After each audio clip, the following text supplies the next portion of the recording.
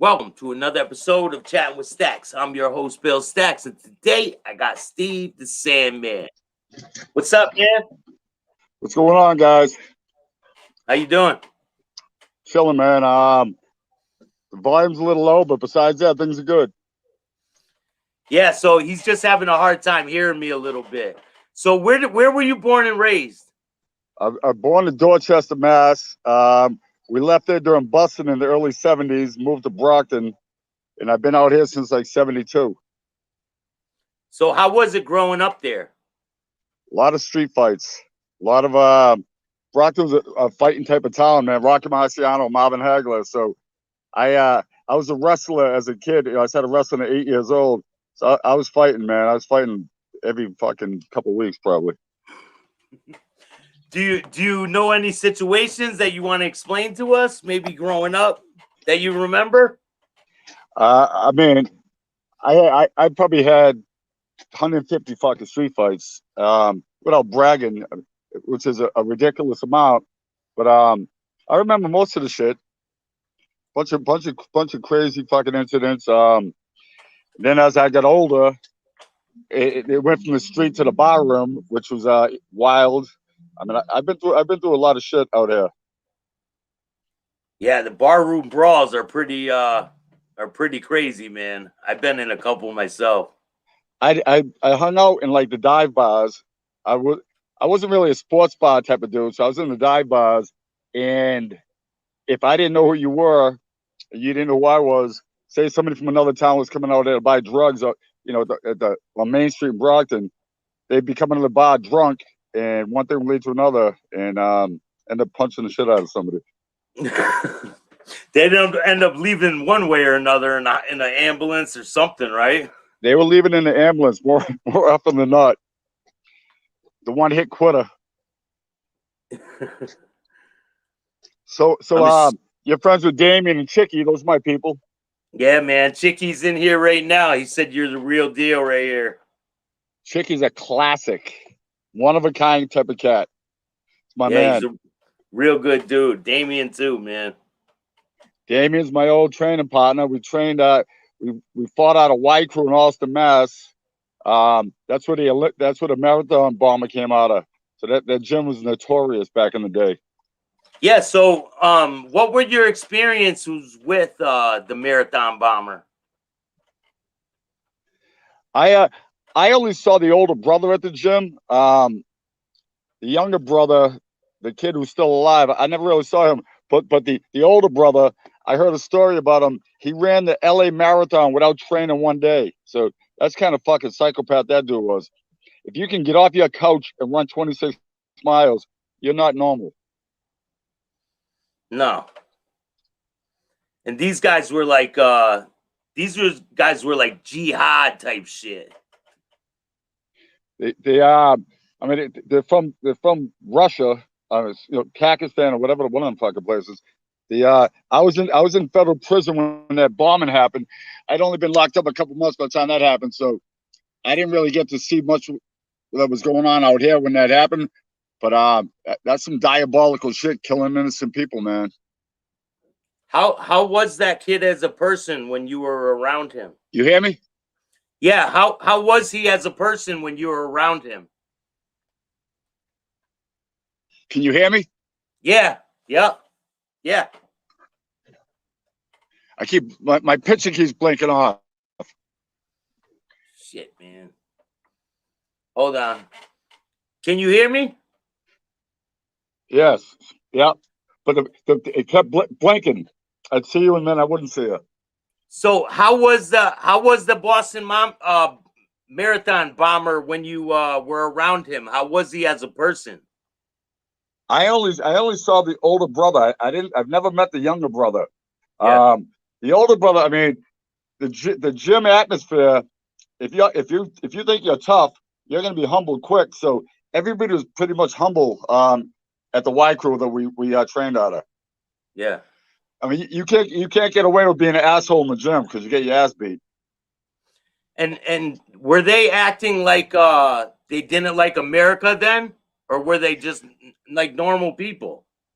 They are normal. I mean, they trained with white guys. They hung out with white dudes. But I mean, they obviously had that closet hate for America, man. Yeah, it's pretty crazy, man. They got radicalized. Yeah, and they kept it to themselves, obviously. I mean, in this day and age, you got to keep that kind of shit to yourself because the feds are all over the place. Definitely are. So when did you start getting into trouble? When I started walking, basically, I mean, I was getting arrested at like 10 years old for assault and shit like that. I was basically, I was like the black sheep. I mean, again, nothing to brag about, but I was a little wild. And then I was the as I same get way, older, man. yeah, I mean, Brockton back in the day, like I said, there was a bunch of fucking bunch of fighters out here, and it was a pretty, there was a lot of criminals out here. So I ran with all the criminals, and you lay down with dogs, you get fleas. Go to the barber shop, you get a haircut. So I became a fucking criminal, and as I get older, then I started, dabbling in the drug trade, and that only goes a couple different ways. You either go to prison, or you get killed, or get robbed, or whatever. I Yeah. ended up in prison. Do you want to explain the situation that brought you to prison? I was back in the 2008, 2009. The oxy shit was really making a lot of money out here. I didn't do pills, so I really didn't see them, but I was hearing the money they were making. Yeah. So I got connected with the doctor down south, and I'd make my trip down south, every month, get my script, and I'd sell my script. And people get jealous you're making money. I had 8 different people tell on me just to get the indictment, to get me fucking brought before court, get me arrested. 8 people saying that they heard I did this or they heard I did that. I never sold one of them one thing, but a bunch of haters out here, a bunch of haters everywhere. So the feds came, raided my house. I sat at Wyatt in Central Falls, Rhode Island, for 32 months, and by the time my case came up in Boston federal court, I got 36-month sentence, so I ended up serving 32 months, got out, and I had 3 years supervised release. So were they indicted you over people just saying that you were doing it? In the feds, you have to get indicted or to get a grand jury up. 3 people have to say you allegedly did something. They don't have to prove you did something. They just have to say you did something. That's enough to get you brought before a grand jury, or your case brought before a grand jury. And they bring people in. So say those 8 people that said that I was known to do things, they show up for fucking the grand jury and say that they heard I did this. Like they say, you can indict a ham sandwich. So they indicted me. They didn't catch me with any pills. They didn't catch me with any money. And my father, I called my father the day I got arrested. He goes, "No money?" I go, "No." He goes, "No drugs?" I go, "No." "No guns?" I go, "No." He goes, "What the hell is that?" So that's a federal fucking conspiracy case. And that's what it was. It was conspiracy case? Wow. A conspiracy to possess and distribute. So it's basically conspiracy. people talking. That's basically like when they haven't caught you doing anything. That's how they get you with a conspiracy. Every fucking hand-to-hand deal ever is a conspiracy, one way or another. I mean, they can indict anybody on a conspiracy. If you sold, if I called somebody up tomorrow, that's conspiracy.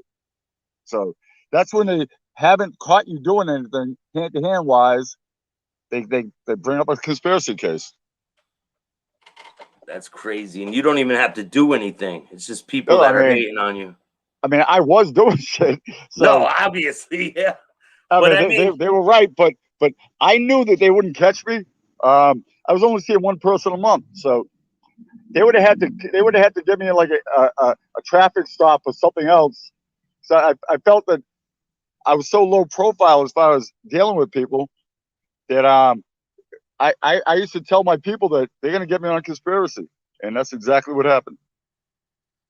So Chicky and Damien keep saying about the fight at Wyatt Federal Detention. Yeah. And so I've been there for like 20 months, but I was faking I was nice. I didn't want to beat nobody up when I was in there because that would affect my fucking when I'm getting sentenced. So Yeah. I mean, I'm a fighting motherfucker if it comes down to it. So I'm playing handball, and I'd have people, talking out the side of their neck, dudes I wanted to fucking kill, and I kept my composure. So the unit I was in, there was 72 people, and there was only 3 white dudes in my whole unit. So there's a white TV, black TV, Spanish TV. So one of the white dudes who I fed for a year, some fucking slob from Taunton, Mass. I'm feeding this stiff for a year, being nice to him. So he knows I can, or he heard I can fight. But the nicer you are to people, they take that for a weakness. So I'm Yeah. being nice to this fucking clown, and he's watching one of those grease monkey shows where they're fixing cars. So I said, look, when the show's over in 15 minutes, the college national football game's on. I said, we're gonna watch the game. He says, well, there's 2 other TVs. I said, yeah, that's funny, but you're white, I'm white. That's a black TV. That's a Spanish TV. So obviously we're watching the white TV. He said, lace up. He goes, you can lace up. So that means put your fucking shoes on. We're going to fight. So I'm thinking the kid's kidding with me. I go, you fucking kidding me, dude? He goes, lace up and find out. Now this dude's a slob, dude. He's probably fucking my height. I'm 5'7". I'm more like 180. This dude's like 260. Big fat slob. So I'm thinking he's kidding. So I lean into him. I go, yo, obviously you're kidding me. He goes, you better back up. You better back the fuck up and lace up. So I lean in again. I go, yo, you fucking kidding me, dude? Lace up. So he starts yelling, driving a crowd so people can see what he's doing. So I go, all right, I'll lace up. So I start walking up the stairs, go to my cell. He comes up behind me. Yo, gonna fucking lace up with me. I go, yo, you just told me to fucking lace up.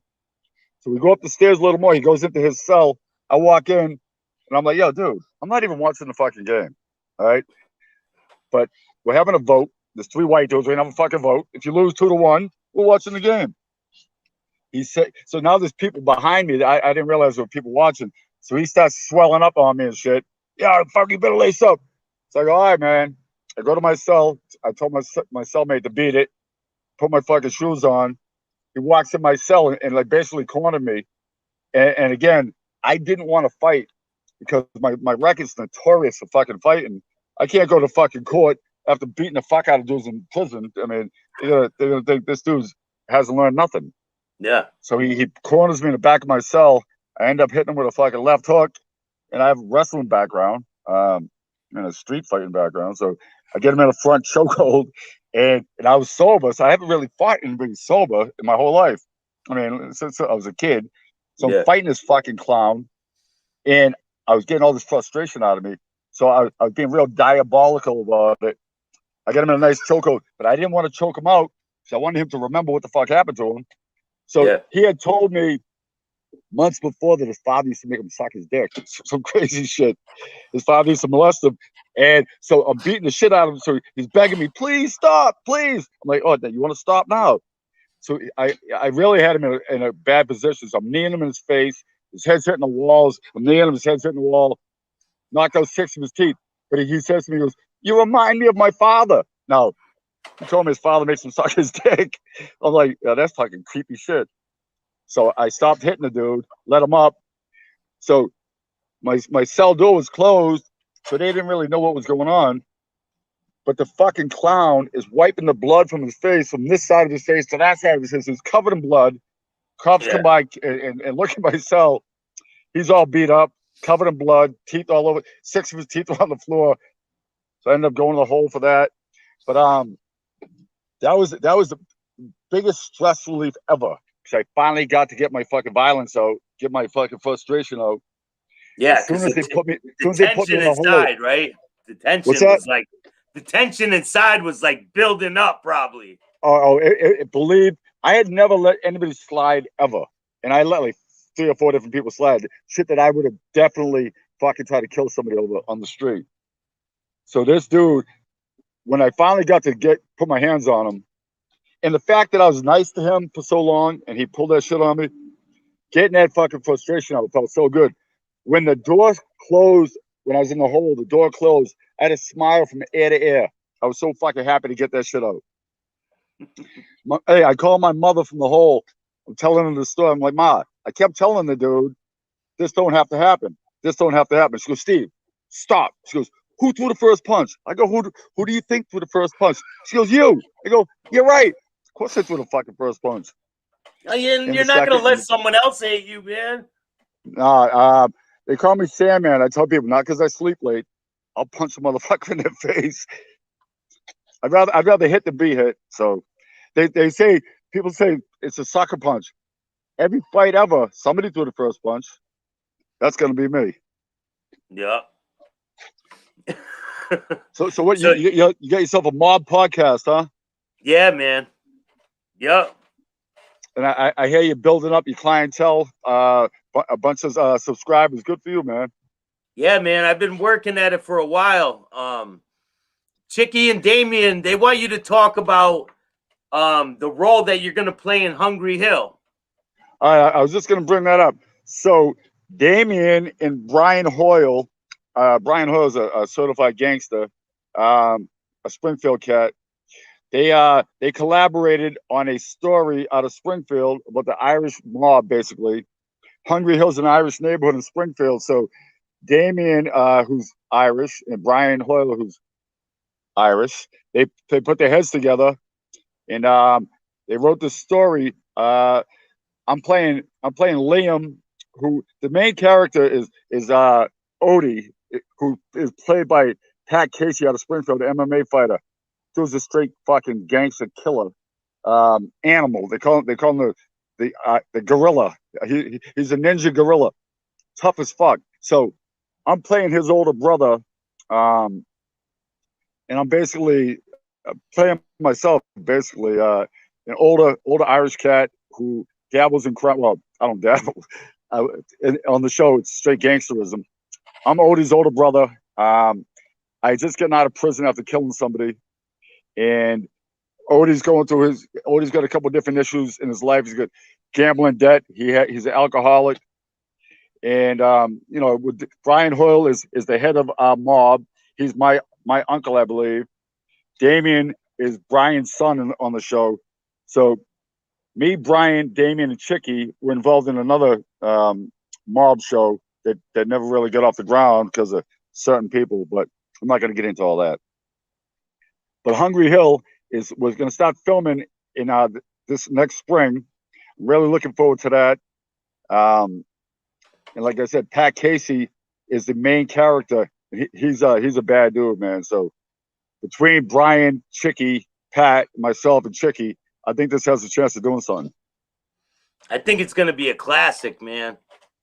Yeah, I mean, listen, basically when you're playing yourself, that's pretty easy. Yeah. And then you have the street background, so it's not hard to act like you're in the street, you know. I'm not acting like a tall fag, you know what I mean? I'm acting like a fucking short gangster, Irish gangster. So they're not asking me to be something I'm not.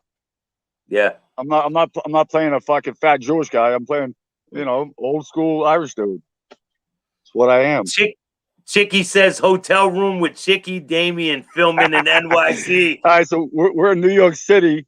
And Chicky and Damien, it's like a slapstick comedy routine. These two motherfuckers together. When you hang out with them two, man, you laugh all fucking day long. So Chicky is sleeping on a recliner. Damien sneaks up and flips Chicky's fucking recliner over. I laugh so hard. I'm trying to lift Chicky up. The recliner falls on my foot and almost took my toenail off, man. I was like collateral damage to them guys fucking slapstick. Yeah, they're always doing shit like that. Funniest fucking shit going. When Damien pushed Chicky into the shrubs, you ever see that one? No. They're walking down the street. Damien just pushes them into these bushes. That shit was funny as fuck. I mean, Chicky takes all that shit pretty well. Him and Damien together, man, it's like they're like best friends. Yeah, I like to talk about Damien's fucking fighting skills. That dude is a legitimate MMA fucking superstar. Yeah, he is. And he was my favorite training partner. He taught me a lot, man. I just want to give him a shout out. Yeah, he's definitely a good dude, man. My people. He introduced me to Chicky. He introduced me to Brian Hoyle, two good friends of mine. So my experience with Damien has been positive. I've known him for like 13 years. Training partner, drinking buddy, fucking whatever else we do. I'm not going to get into that on TV, Yeah. but yeah, we enjoy ourselves. So, how hard do you find it to adjust to like civilian life after getting out of prison? When I was locked up, my body was locked up, but my head really wasn't locked up. So I wasn't really, but like when I get out, I mean, I literally get out of court, and I hadn't driven in 3 years. I drove home. I didn't get any like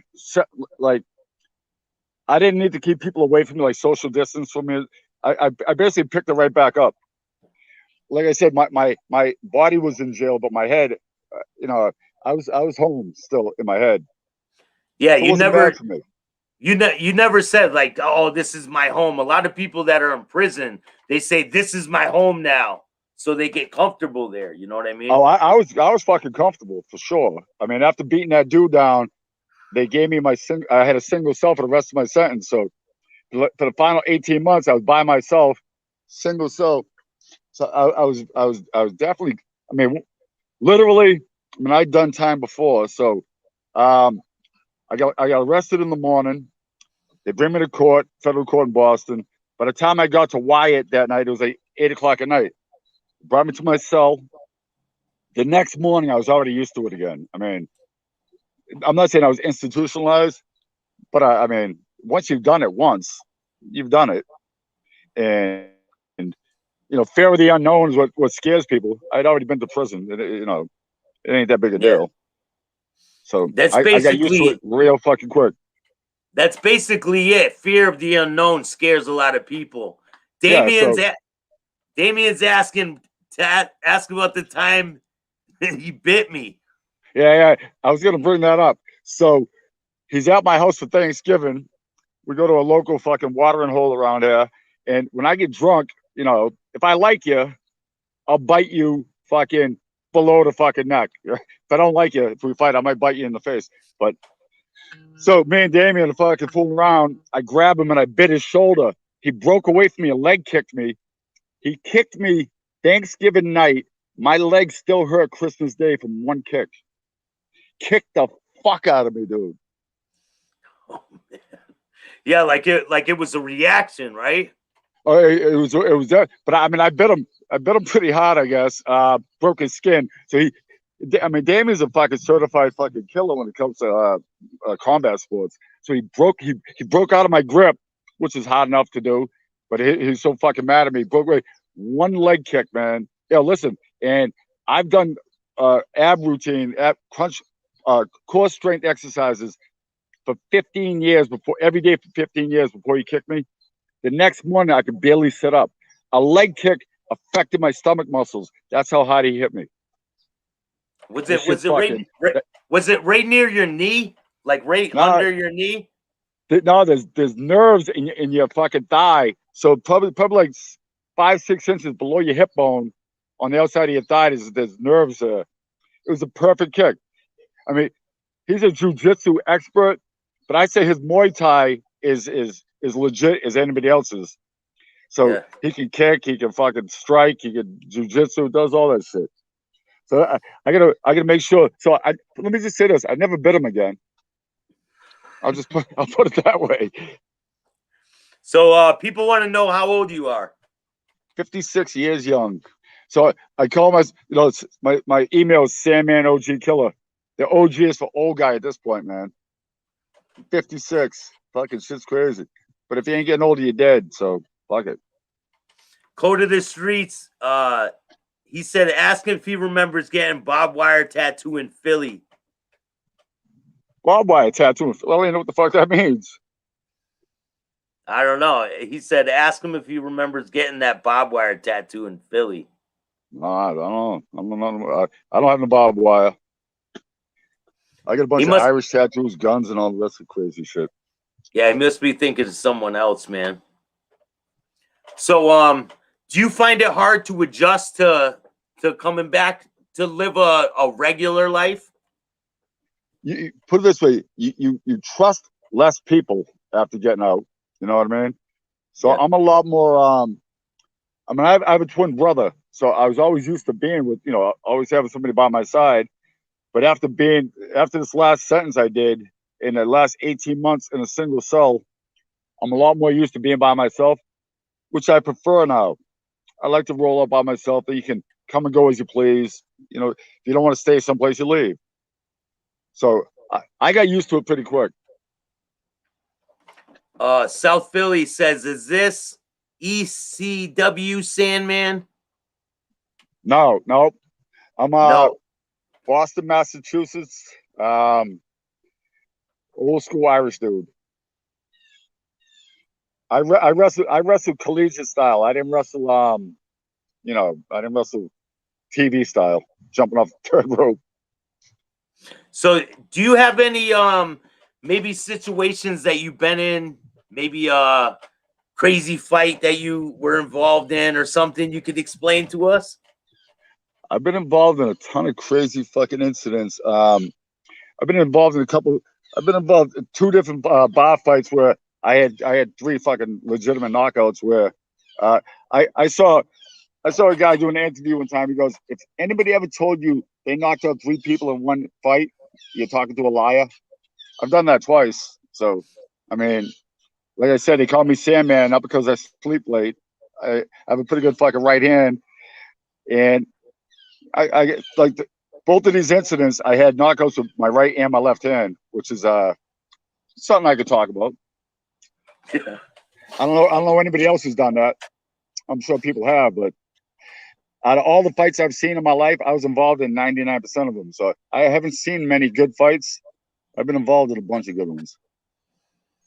Yeah, I had a few good ones myself.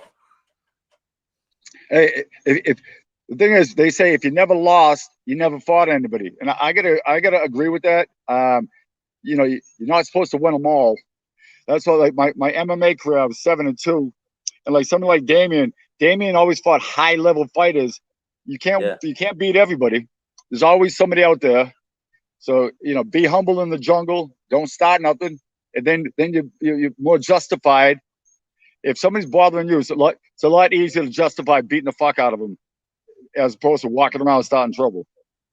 Damien definitely at the top of his class, man. He tried out for the Ultimate Fighter. Positively should have made the show. While they had those tryouts, they're looking for certain type of things. I don't know what the fuck they're looking for that day, because he submitted his competition like 5 different times and didn't get submitted and didn't make the show. So, but Damien could have fought in the UFC, and Definitely. I keep telling him he should still fight. He's my last fight, I was a month shy of my 51st birthday, which is fucking stupid, but Damien's got like 4 or 5 more years he can still fight. And I suggest I tell him all the time, damn, you should fight now, so down the road you don't want to fucking say, oh, I wish I did that again. Yeah, you only get like a certain amount of space in window time of opportunity. My first pro fight, I was 44. I obviously waited way too long. I waited for the window of opportunity to almost close. Yeah, I want to see Chicky fight in an MMA fight. He'd probably do good. Hey man, the kid got hot. I'll give him that much. Chicky's fighting a big case right now, man. All the power to him. Chicky said, "Ask about the KOs," and then he's a drink to see they would wake up. Yeah, Ask about the KOs. I like one guy. I knocked him out, woke him up, and knocked him out again. I was at a package store, and dude standing in front of me turns on, burped in my face, and laughed at his friend. So I'm like, all right, you think that's funny? Go outside. I knocked him out with my right hand, woke him up, knocked him out with my left hand, and I told his friend, I go, that's funny. Dude burped in my face, man, laughed about it. I've had 2 different people pull that shit. That shit ain't funny, man. That's fucking, well, he had his fucking face broke. I don't know how you think that's fucking funny, man. Bro, a pet peeve of mine is when people blow smoke in my face. I can't stand that shit. Hey, listen, so smoke in your face on purpose is fucking ignorant as fuck. Burping in your face, that's like spitting in my face. Same thing. Yeah, I mean, spit in my face. I might kill you for that shit. Ask why they call him. Ask why they call him Dr. Evil. Dr. Evil. Well, Damien calls me Dr. Evil. That's pretty accurate. I'm nice until I'm not. Don't start no shit, won't be no shit. So how many podcasts have you done? About over 100. Good for you, man. Like I said, I hear you're a lot of subscribers. Yeah, I got almost 3,000. So I'm shipping away. And you were saying you're from Bristol, Connecticut, Aaron Rodgers territory. I mean, Aaron Hernandez territory. Yeah. How is that place? It's the same as any, man. Yeah. Brockton's the same shit. Everybody wants to be someplace else, but once you get there, it's the same shit as what you left. I think Bristol's probably it's the same thing as Brockton. It's about the same, you know. Brockton's kind of place. If you're looking for trouble, you can definitely find it. But if you're just a civilian, it ain't that big a deal. I mean, you can get around without having any real problems. But if you're looking for a lot of times people from Boston come out here thinking because Boston's bigger than Brockton, and they come out to Brockton and bully people or rob people, end up getting shot. That's usually how it happens, man. Yeah, don't think you're grown because your mustache grew. Come out here, get yourself killed out here. Not a lot of people who got killed out here. Damien says, ask him about the time he beat up Jimmy, then bought him flowers the next day. Yeah, well, so I'm a little. I was a little buzzed. And my friend was a little buzzed. Thinks he's gonna wrestle me, and so I'm taking it easy on him because the dude's a knucklehead, can't wrestle. I'm taking it easy on him, and I'm trying to let him go, and he keeps going at me. So I heel hooked him, which was fucking mean, and I could fuck you up. But I heel hooked him, and I punched him in his face a couple times. I felt bad. The next day, I brought him flowers. Because I'm a very nice guy deep down. So I've done shit like that a couple times. Did you deliver the flowers the next day? I delivered the flowers. What did he Another say? time When he saw you, with his face all fucked up, what did he say? He laughed because he knows I'm a little crazy, and to bring the fucking kid flowers. I mean, how do you not laugh at that? And he never wants to wrestle me again. Yeah, I was at another friend's house one night with another friend of mine, and the kid whose house it was busting my other friend's balls. I'm like, yo, man, he's with me. Chill out. So he keeps giving him shit. He had a bunch of trophies on his trophy shelf. I said, yo, keep talking shit, man. I'm gonna hit you over the head with one of those trophies. And he thought I was kidding. I picked up the trophy, hit him over the head with it. And when I left, I stole a case of a 30 pack of his beer. I felt so bad. I got him a card. And the card said, I wrote my bad dog. And I brought a case of beer the next day and a fucking get well card. My God, man. He got to heed the warning, man. I told him, I said, I will literally pick up that trophy, hit you over the head. He thought I was kidding, I guess. I don't know. I mean, I shouldn't have did that. But if you say you're going to do something, you basically better do it. Yeah, man. It's a reaction, right? Hey, can't be making idle threats. Then people underestimate you. I remember I was dating a girl out in Brockton, man. Yeah. I'd say that's definitely overrated. You don't remember her name? No. Yeah. Don't. Do you know what side of town she was from? No. I just remember Brockton. I remember it was a long ass drive to get home, man. I would never drive from fucking Connecticut to fucking girl in Brockton. No way. I don't want to drive around across Brockton to do it. Never mind drive fucking out of state. It was a hurricane at the time, man. She came down here, rescued me, and brung me out of here. Any port in a storm. So yeah, this the Hungry Hill thing, man. Damien's got one of those Kickstarter fun Kickstarter thing going on. Yeah. So he's getting some funds together to pay for the production. The script is excellent. I don't know if you've seen the script. Yeah, I read the script. It's great, man. Script's excellent. I'm really looking forward to it, man. I mean, opportunities like that don't come around too often, and I'm glad those guys are going to give me a shot and kept me in mind. Damien says, "What about what the feds said to him about me?" Yeah, so the feds fucking they really insulted me, man. They asked me if Damien was my bodyguard. I'm like, what the fuck? I need a fucking bodyguard, man. Yeah, I don't know if they were teasing me or fucking busting my balls, but they asked me if Damien was my bodyguard. Um, yeah, When I did they mean, ask that? they tried it when they arrested me. They're like, "What's up with this Damien Trites?" Because they had me on surveillance for so long, and they must have saw me and him together a couple times. And they knew I went up to Springfield to see him. So that the day they arrested me, like, "What's up with your buddy Damien Trites? What's he, your bodyguard?" They're just busting my fucking balls, which Man, they they love like to to fuck do. with people. Yeah, they love to fuck with Dude, people. hey, the biggest fucking liars ever. You think civilians think that criminals are fucking dirtbags and liars. The fucking feds are the biggest liars ever. They lie to put anything. They just want to put something together on you, man. They'll put together some bullshit and throw it at the wall, see if it sticks.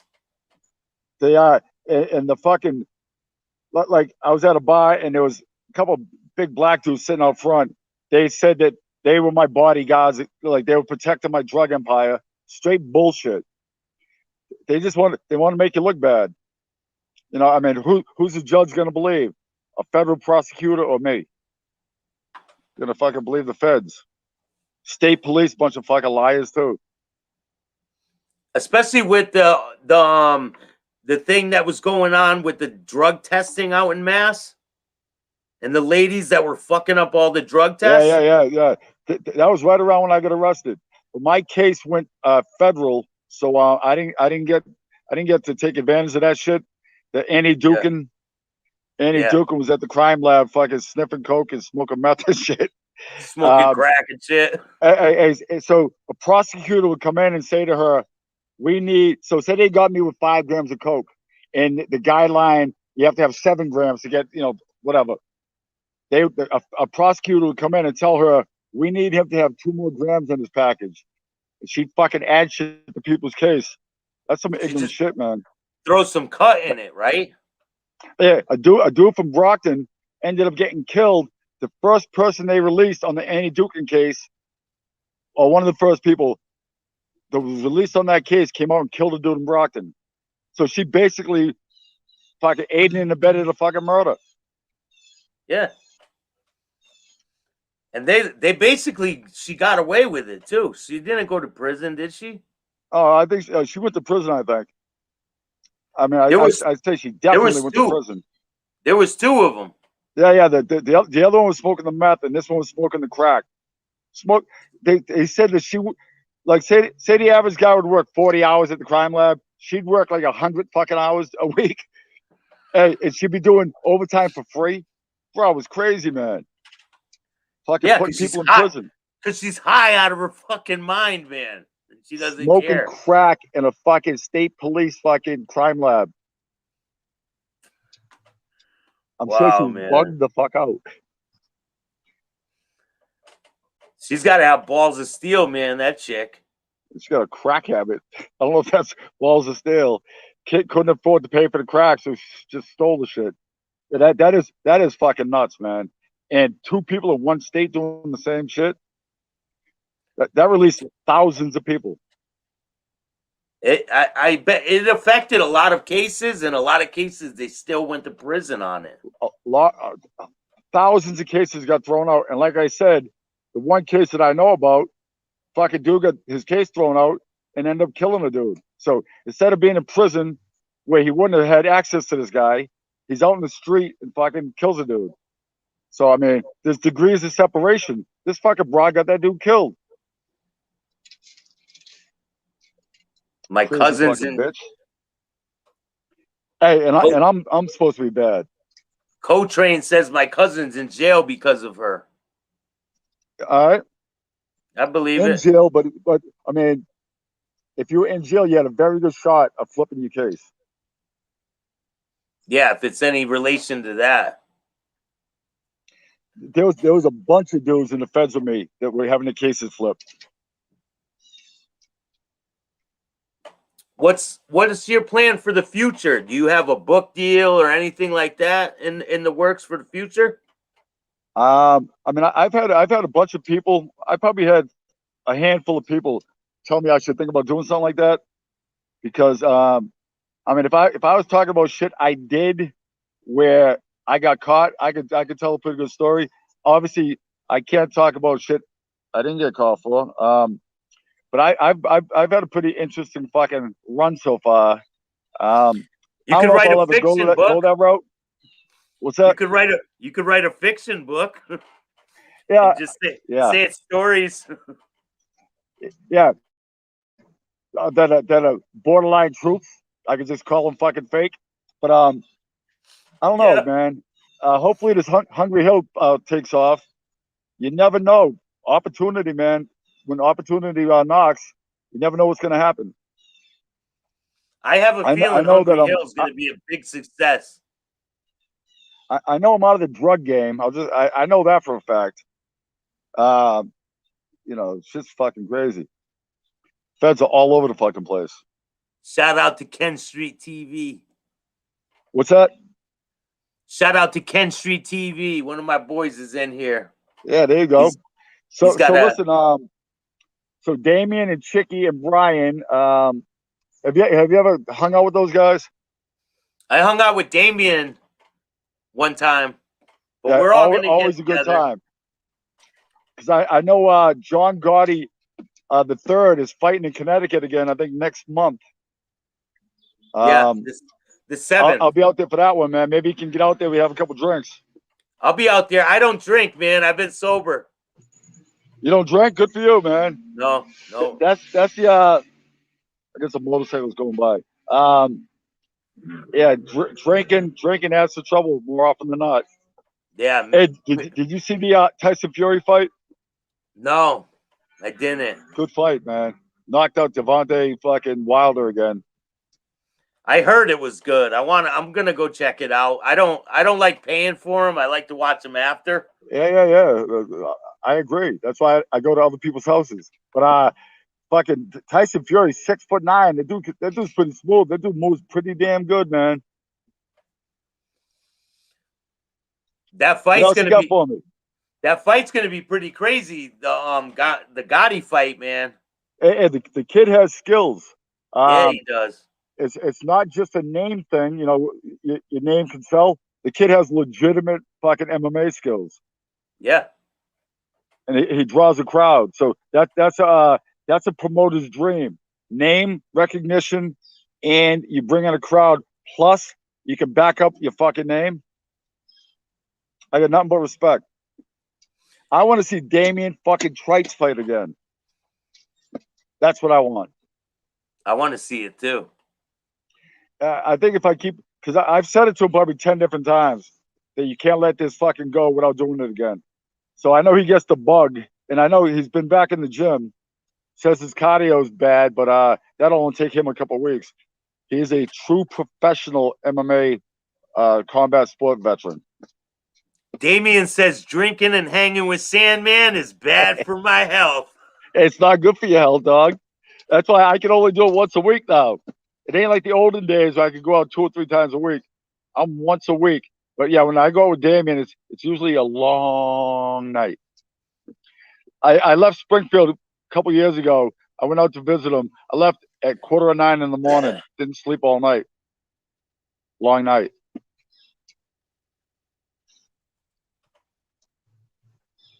Where's the Gotti fight going to be at? I thought it was going to be in Hartford, but I guess it's going to be in Lincoln, Rhode Island. I believe it's going to be in Hartford again. I went to the Hartford Civic Center a couple years ago. He beat the hell out of somebody. It's pretty cool because his father's a class dude, John Jr. So you get to see John and see the crew that gets together for that. It's a good time. And Jimmy Birchfield out of Providence is the promoter for CES. He's another class guy. I've known him for years. He always puts together a legitimate show. I'd say CES is the best promotion in the Northeast. My opinion. Chicky's training Damien. Oh no! Hey, listen, probably play bocce maybe. Chicky's a professional bocce player. Good old Chick, man. He's a Chicky's good funny guy. as fuck. Yeah, he is, man. It's in Lincoln, Rhode Island for sure, the fight. Fights in Lincoln. Rhode Island. I will definitely be there. I'll definitely be there too, man. So, was there a lot of organized crime out in Brockton? Um, there were organized crime members that lived out here, but they weren't doing this shit out here. Like Common Tortora Senior was out here. There's some notorious killers that live out here, but they weren't like necessarily doing their work out here. They're going to Boston or whatever. They was just they call this the suburbs basically. I mean, there's 100,000 people, but it's not Boston. So you want to lay low out here until you shit someplace else. But the guys I hung out with were basically criminal minded, forever. Yeah, they weren't mob connected or anything like that, but there was always something going on. Crime rings of fucking lower status. I was involved in a bunch of that shit.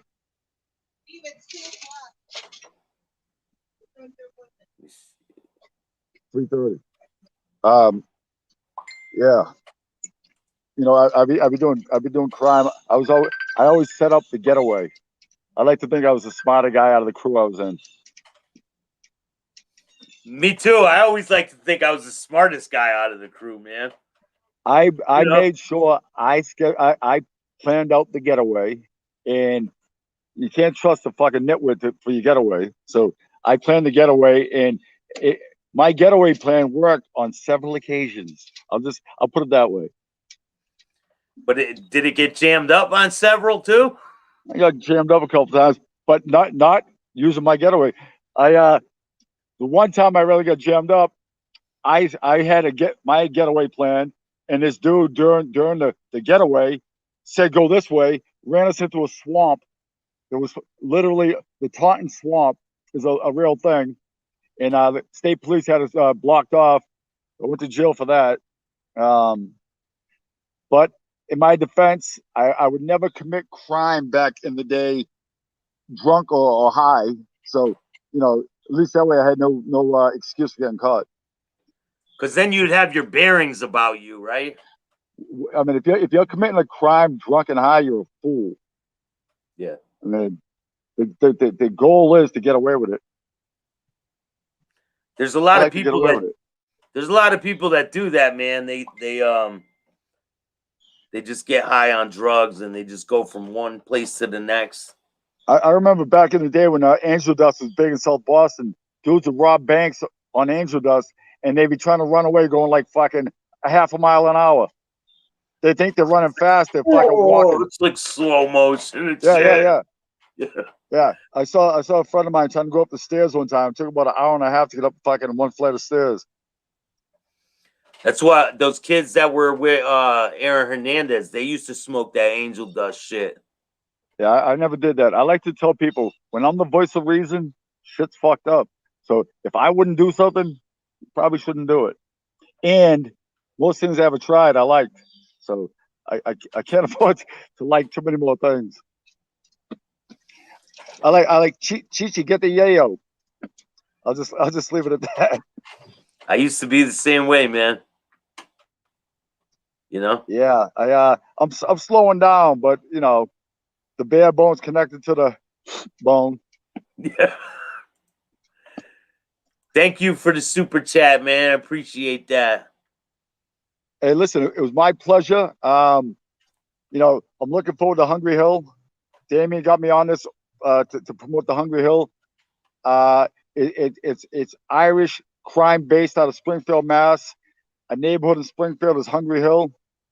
Most of the characters Irish fucking, I'm not gonna say criminals because we're on tape, but we're comfortable in that genre, you might say.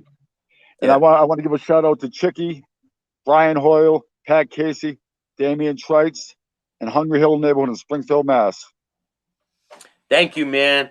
And I want to give a shout out to Chicky and Damien and all them, and Yankees for life and everybody, man. Thank you guys for Hey, joining did you say me. Yankees for life? Yeah. Listen, I got one more thing. I was an undercover Yankee fan in Boston back in the fucking early days. Oh, man. Yeah, so I got punched in the face a couple times over that shit. I was a Thurman Munson fan. That's all I got to say about that there. Yeah, Behind listen, my pleasure. Behind enemy lines, man. I was literally behind enemy lines. Listen, it was my pleasure. All the power to you, and I will see you at the fight. All right, man. Thank you. Make sure you hit the like, subscribe, and notification bell so you can get my videos every time they drop. Until next time, man. My pleasure, brother. My pleasure. Thank you.